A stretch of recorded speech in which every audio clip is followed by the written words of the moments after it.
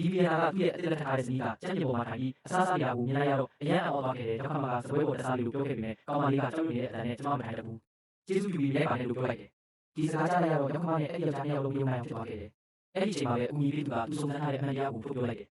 ကောင်မလေးရဲ့မိခင်ဆုံးသွားပြီးနောက်မှာတော့မြားကြီးကအေးရအာနာကိုလိုချင်လာခဲ့တယ်ဒါကြောင့်သူမကကောင်မလေးကိုအသက်9နှစ်ကလေးယောက်ကိုဆေးလက်ပြအောင်လုပ်ဖြစ်ပြီးခွေးတွေနဲ့အတူနေခိုင်းထားခဲ့တာဒီနေ့ကြီးပဲ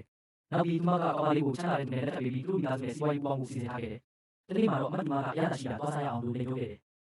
သူမနောက်လိုက်သွားခဲ့တယ်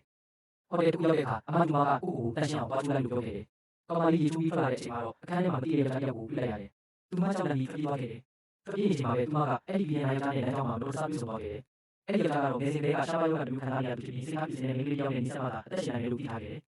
အခုကြီးလေးကမိန်းကလေးများကြီးရှာပေးခဲ့ပေမဲ့သူ့စိတ်ထဲရောက်မှမဝင်ခဲ့ဘူးဒါပေမဲ့အဲ့နောက်ဆုံးချိန်ရောက်လာတဲ့အခါမှာတော့ကောင်မလေးကသူ့ကိုကိုလိုခေါ်လိုက်တဲ့အတန်ကိုကြားလိုက်ရတယ်အဲ့ဒီချိန်မှာပဲသူမကိုပထမမြင်ချင်းချစ်မိသွားခဲ့တယ်နောက်ပြီးမှမှာကောင်မလေးကလာပြီးတိတ်တိတ်လေးထွက်သွားခဲ့တယ်ဒါပေမဲ့ယောက်ျားကတော့သူ့အသက်ရှင်နေတာကိုတတိထားမိသွားခဲ့တယ်အဲ့ဒီချိန်မှာပဲသူနားလည်လိုက်တယ်ဒီကောင်လေးဟာသူ့တလုံးရှာဖွေနေခဲ့တဲ့သူပဲ